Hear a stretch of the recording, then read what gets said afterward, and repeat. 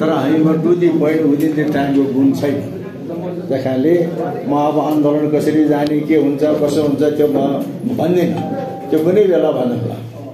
र आज पृथ्वी पथ भनेको के हो त, त्यसको सारांशमा म त्यो कुरा भन्दछु। र पृथ्वीनारायण शाहको विचार अहिले हामी अलेक्जेन्डर द ग्रेट भन्छौँ, बडा स्वाभिमानका साथ। तर नेपाल राष्ट्रको निर्माता अभियन्ता श्रीपाद पृथ्वीनारायण शाहलाई श्रीपाद बडा महाराजा धिराज भन्न हिचकिचाउँछ, त्यो कुरा होइन। र श्रीपाद पृथ्वीनारायण शाह आफ्नो जीवनको अन्तिम समयमा नुवाकोट सवारी भएपछि आफ्ना भाइ भारदार थर घर दुनियाँको सामान्यमा आफ्नो जीवनका घटलाग्दा कुराहरू आज्ञा भएको छ। त्यहाँ को भारदार थिए कसैको नाम छैन, तर आफ्ना दादा सुरत सिंह राणा भन्छ। पृथ्वीनारायण शाहको दादा पृथ्वीनारायण शाहलाई हुर्काएको सुरत सिंह राणा मगरले रहेछ। त्यो कुरा मगरले बुझ्नुपर्छ, अरूले पनि बुझ्नुपर्छ। अनि त्यही कुरालाई आज त्यसमा त उपदेश भनेको छैन, भनेको कुरा भनेको छ। तर त्यो कुरालाई अहिले हामीले श्रीपाद पृथ्वीनारायण शाहको उपदेश पनि भन्छ, दिव्य उपदेश पनि भन्छ। त्यो वास्तवमा त्यो कुरा नभइकन उपदेश हो, उपदेश मात्रै नभइकन दिव्य उपदेश हो। तर नेपालमा जुनसुकै राज्य व्यवस्था आओस्, श्रीपाद पृथ्वीनारायण शाहको दिव्य उपदेश नेपाल शासन व्यवस्थाको लागि एउटा निर्देशक सिद्धान्तको काम गर्दछ। त्यस्तै आज हामी मार्क्सवाद भन्छौँ, लेनिनवाद भन्छौँ, गान्धीवाद भन्छौँ। पृथ्वी पथ भनेको पृथ्वीवाद हो। त्यो नेपालको आफ्नो रैथाने अर्ग्यानिक विचार हो। अनि अहिले हामी लोकतन्त्र भन्छौँ, गणतन्त्र भन्छौँ, जनताको शासन भन्छौँ, सार्वभौम सत्ता जनतामा छ भन्छौँ। त्यसमा जनताको हक अधिकारको कुरा छ पृथ्वी पथ। जस्तो बुढा मरे भाका सरे भनी भन्छन्, तिमीहरू सबै छेउ सुनाइ गया, तम्रा सन्तानलाई भन्छन् र तम्रा सन्तानले हाम्रा सन्तानलाई भन्छन् यो राज्य थामी खानन्। राज्यलाई थाम्ने दायित्व राजाको, तर राजालाई नीति निर्देशन दिने, सल्लाह दिने, सचेत गराउने काम नागरिकको। त्यस कारणले त्यो राष्ट्र संस्थालाई बलियो बनाउने काम नागरिकको। आज हामी त्यो काम गर्दैछौँ। जस्तो अब अहिले व्याकुल माइला ओम्बोले राईले गणतन्त्र नेपालको राष्ट्रिय गान रचना गर्नुभयो, सय थुङ्गा फुल्गा हामी एउटै माला नेपाली। त्यो त पृथ्वीनारायण शाहले जे भनेको थिए त्यही कुरो रहेछ नि। मेरा साना दुःखले आर्जाको मुलुक होइन, सबैको फुलबारी हो भनेको छ। मेरो राज्य हो भनेको छ, गोर्खा राज्य हो भनेको छ, सबैको फुलबारी हो भनेको छ। त्यस्तो उदार आफ्ना कुला धर्म नछोड्नु भनेको छ। आफ्ना कुला धर्म नछोड्नु। अहिले हामीले आफ्नो कुला धर्म छोडेको हुनाले हामीले दुःख पायौँ। त्यतिखेर जङ्गी शासन चल्थ्यो। सिपाहीलाई रैतीलाई हात गरिराख्नु भने, हात गरिराख्नु भनेको एउटा हातमा चाहिँ सिपाही सेना, एउटा हातमा रैती भनेको जनता, ब्यालेन्समा राख भनेको छ। राजाले विवेक राखिदिए अनि तिखारिएको चाहिँ सिपाही फेला पर्छ भनेको। राजाको सम्पत्ति भनेको विवेक। त्यस्ता कुराहरू चाहिँ छन्। जनमत सङ्ग्रहको कुरा आयो। राजा भनेपछि त आफ्नो मनमा जे लाग्यो त्यो कुरा गर्न परिन्थ्यो नि। त्यो है जनमत सङ्ग्रहको कुरा आएको छ। श्रीपाद पृथ्वीनारायण शाहको प्रिय पात्र विराज बखेती पनि कोही छेत्री हो भन्छन्, कोही मगर हो भन्छन्। अहिलेसम्म त्यस्तै निश्चित भएको छैन। तर श्रीपाद पृथ्वीनारायण शाहको प्रिय पात्र विराज बखेती लमजुङसँग सन्धि गर्न जान पर्यो। आफू पूर्वतिर बढ्दाखेरि पश्चिमबाट लमजुङले आक्रमण गर्यो भने बर्बाद हुन्छ। सन्धि गर्न जाँदाखेरि श्रीपाद पृथ्वीनारायण शाहले बोल्नुभन्दा पहिले कालु पाँडेले बोले घाको घा मिल्यो। श्रीमान पृथ्वीनारायण साहब बोल्नै परेन। मेरो मनमा मेरो पेटमा जुन कुराले घा बाँधौँला भनेको थियो त्यो कुरा त कालु पाँडेले बोल्यो। मलाई त रिजायो यसले। अब दुनियाँ जोसँग चाहिँ राजी छन् उसलाई कजाइदिनुपर्छ भनेपछि दुनियाँले कालु पाँडेले कजाइदिए हुँदो भन्छ। गोर्खाको जनताले त भने तर 2224ले के भन्छ? 2224मा बुझ्दाखेरि पनि कालु पाँडेलाई कजाइदियो भने राम्रो सन्धि होला भने त्यो जन्म सङ्ग्राम अहिलेको पश्चिमेलीले सिकाएको थियो र पृथ्वीनारायण शाहलाई त्यो होइन। त्यस कारणले जनतालाई सुम्पिएको छ दायित्व। जनमतको आधारमा राज्य शासन चल्छ। त्यहाँ के जातीय कुराहरू छन्, त्यो जातीय कुरा अहिले मिल्दैन, त्यो गर्न हुँदैन। स्वतन्त्र अहिले जातीय कुरा गर्न मिल्दैन। एक दुईवटा जातीय कुरा बाहेक अरू सबै कुरा नेपाल राज्यको निर्देशित सिद्धान्तको हुन्छ। चीनमा माओ त्से-तुङले त्यो अफिमले ढल्न लागेको चाहिँ चीनलाई सांस्कृतिक क्रान्ति र नौलो जनवादी अर्थतन्त्रबाट माथि उठायो। अब त्यो सांस्कृतिक क्रान्ति के हो, नौलो जनवादी अर्थतन्त्र के हो, म अहिले व्याख्या गर्दिनँ, कुनै बेलामा गरौँला।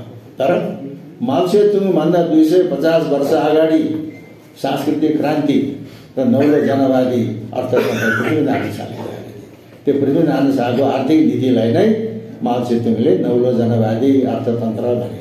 त्यसैले माओ त्से-तुङको प्रेरणाको स्रोत पृथ्वीनारायण शाह।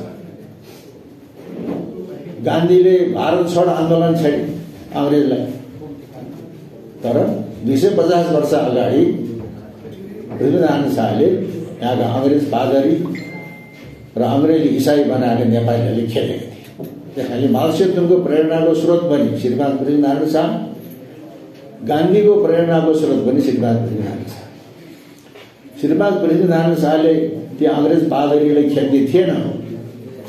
किन खेलेन? यी 7 समुद्र पारीबाट आएका फिरङ्गीहरू धर्म कर्म गर्ने भनेका त जासुस गर्ने आएको रहेछन् भनेर खेलेको, राजनीति गर्यो भनेर खेलेको। यहाँ आएर चाहिँ धर्म कर्म मात्रै गरिरहेको भई खेल्ने थिएन।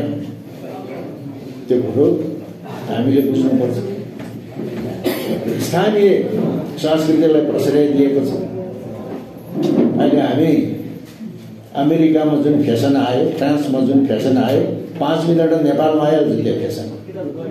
हामीले च्याङ्गा पाङ्गा लगाइकन 3 सहर नेपाल र 9 लाख किराँत देखाएको थियौँ भनेको छ, जितेका थियौँ भनेको छ। पृथ्वीपथ भनेको साधारण जीवन बिताउने, त्यो गरिब गोर्खा किन सफल भयो? त्यतिखेर काठमाडौँका मल्ल राजाहरू सन्धि गर्नु पर्यो भने एक आपसमा 50,000 रुपियाँ लेनदेन गर्ने, त्यसको व्यवहार तामापत्र होइन सुनको पत्रमा लेखेर मूलचोकको दलानमा टाङ्ने। तर गोर्खामा पृथ्वीनारायण शाह खर्चनुपर्छ, काशी जानुपर्छ भन्ने उखान कहाँबाट आयो? पृथ्वीनारायण शाहको पालाबाट आयो। मकवानपुरमा ससुरालीमा भिजिट भयो, काठमाडौँ भौतपुर पाटन पनि यहाँको राजा हुन पाएता हुँदो भने दरबारमा खर्च छैन, हतियार लिन काशी जानु पर्ने।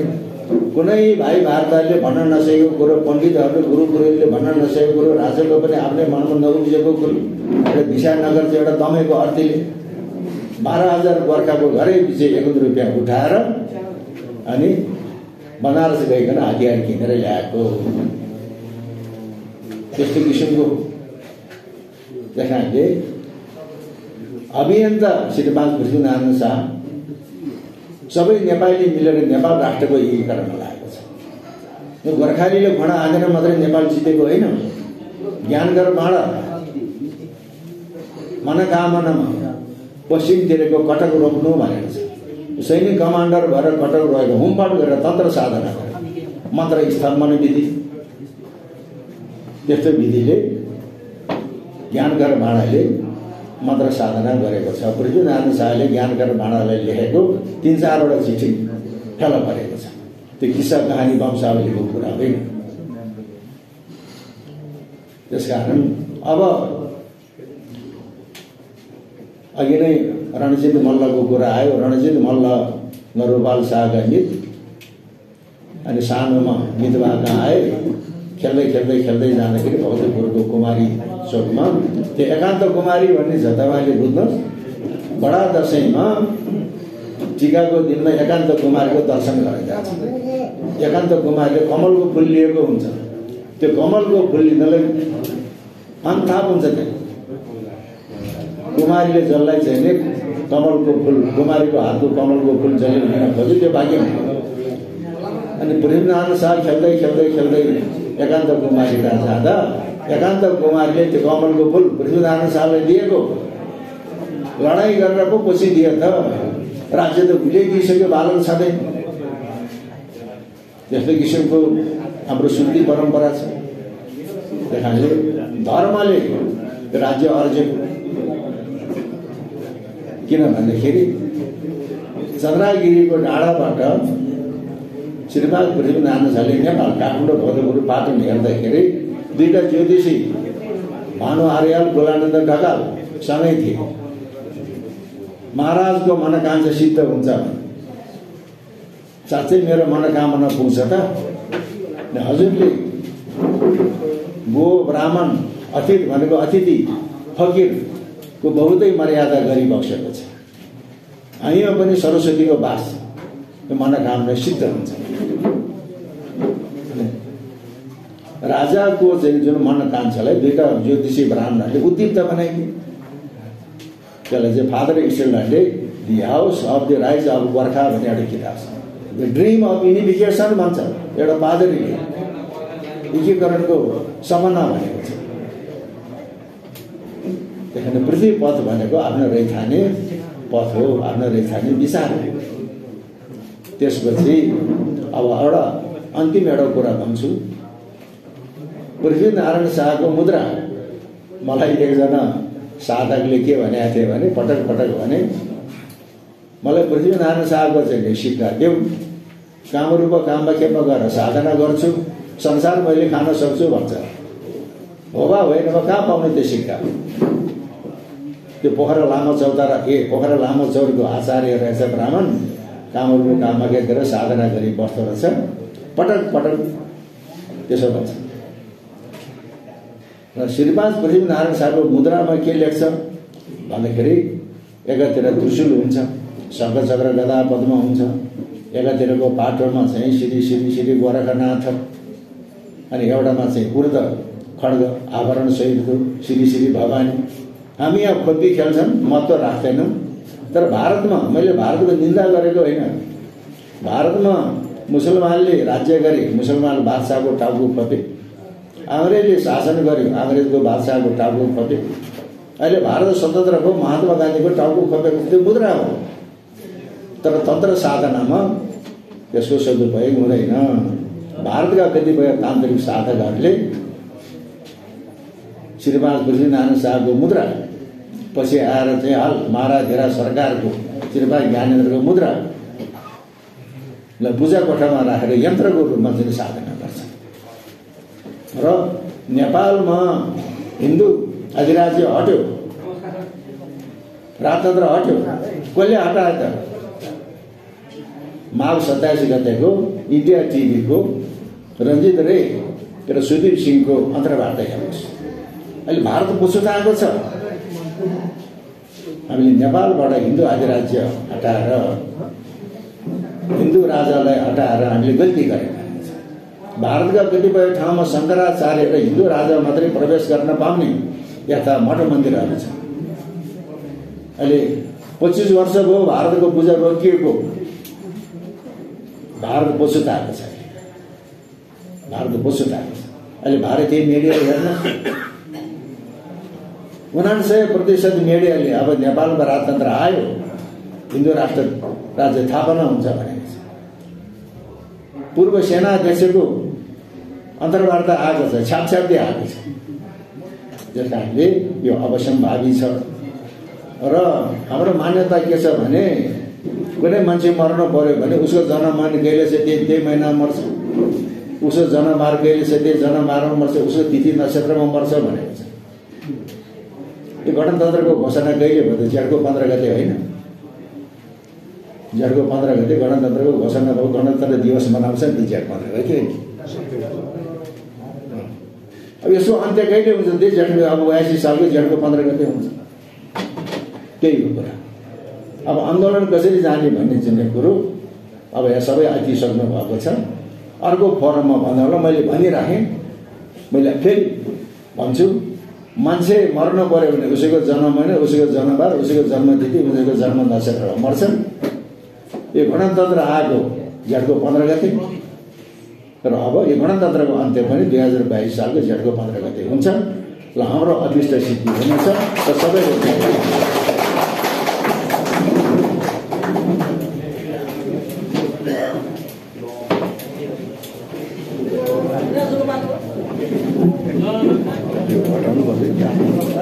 धन्यवाद आदरणीय डाक्टर ऋषि जगमान गुरुङज्यू। म अब यस कार्यक्रमको हामी अन्तिम छौँ। एकैछिन पत्रकार साथीहरू, अब मैले सर धन्यवाद बिदा हुने तर्खरमा म पनि छु र प्रमुख अतिथि चाहिँ आफ्नो गन्तव्य राखिसक्नु भएको छ। अत्यन्तै महत्त्वपूर्ण यो विद्वता हेर्नुहोस् त हजुरहरूले, यो विद्वतालाई जतिसक्दो धेरै, अहिले मैले यहाँ गने 50वटा भन्दा बढी मिडियाहरू छन्। तपाईँहरू सम्पूर्ण मिडियाहरू स्वतन्त्र राष्ट्रवादी मिडिया भनेर हामीले बुझ्छौँ। जतिसक्दो धेरै 3 करोड नेपाली देश विदेशमा रहनुभएका नेपाली बीचमा यस प्रकारको कार्यक्रमहरूलाई, राष्ट्रवादी कार्यक्रमहरूलाई सेयर गरिदिने र तपाईँको चाहिँ प्रचार गरिदिने अझै जोडतोडले राख्नुहोला भन्ने अनुरोध गर्न चाहन्छु। र सँगसँगै अब यस कार्यक्रमका लागि यो हल व्यवस्थापन गरिदिने, हाम्रो निमन्त्रणा स्वीकार गरेर टाढा टाढादेखि आउनुहुने वक्ता साथीहरू चाहिँ हाम्रा उपस्थित दाजुभाइ दिदीबहिनीहरू, सम्पूर्ण नेपाल दाजुभाइ दिदीबहिनीहरूलाई स्मरण गर्दै सम्पूर्ण प्रहरी प्रशासन, पत्रकार सबैलाई सहृदय धन्यवाद व्यक्त गर्दै यस कार्यक्रमका सभापतिज्यूलाई यस कार्यक्रम समापन गरिदिनु हुन म हार्दिक अनुरोध गर्दछु। अब यत्रो 1 घण्टा 2 घण्टा 3 घण्टा हामीले कार्यक्रम सकिसक्यौँ। 1 मिनट धैर्य धारण गर्नु होला साथीहरू। मैले सकेँ, अब म धेरै बोल्दिनँ, म वक्ता पनि होइन, म कार्यक्रम सञ्चालक सहजकर्ताको तर्फबाट यहाँहरू सम्पूर्ण उपस्थित भइदिनु भयो। हार्दिक धन्यवाद व्यक्त गर्न चाहन्छु र बाँकी यस कार्यक्रमलाई केही मिस्टेक भएको खण्डमा, केही जान अनजानमा गल्ती भएको खण्डमा क्षमा माग्न त समय पाउनु पर्यो नि, परेन? ल भन्नुहोस् त साथीहरू, मिस्टेक भयो, गल्ती भयो, बोल्ने क्रममा जान अनजान गल्ती हुनसक्छ मबाट कार्यक्रम सञ्चालन गर्ने क्रममा भन्दै यस कार्यक्रम समापन गरिदिनु हुन म अनुरोध गर्न चाहन्छु। आदरणीय देशभक्त नागरिक समाजका अध्यक्ष एवं नागरिक विद्रोहका संयोजक रञ्जन खनालज्यूलाई म स्टेज दिन चाहन्छु। धन्यवाद, नमस्कार। उपस्थित राष्ट्रवादी पत्रकार महोदय, साँच्चै यो परिवर्तनले जित्छ यदि तपाईहरू लाग्नुभयो भने, साँच्चै यो देशले मुहार फेर्छ यदि तपाईहरूले नागरिकका आवाज रोक्नु भयो भने अनि नागरिक सर्वोच्चताका लागि लड्नु भयो भने। म पनि 62-63 को आन्दोलनमा लागेकै व्यक्ति हुँ।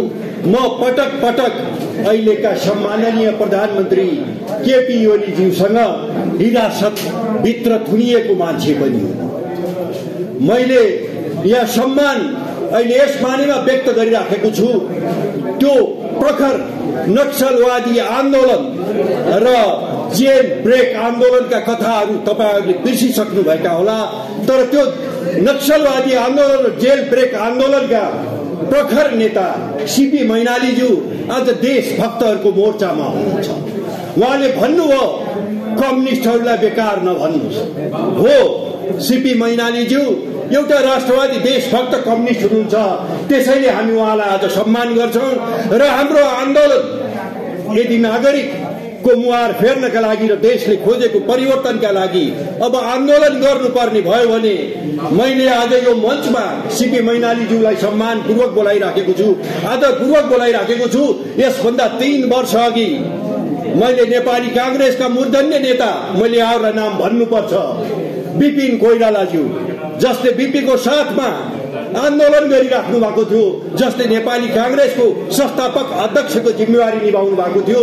उहाँले पनि मलाई सन्देश पठाउनु भएको छ, रञ्जन बाबु अब यो आन्दोलन सुरु गर्ने बेला भयो।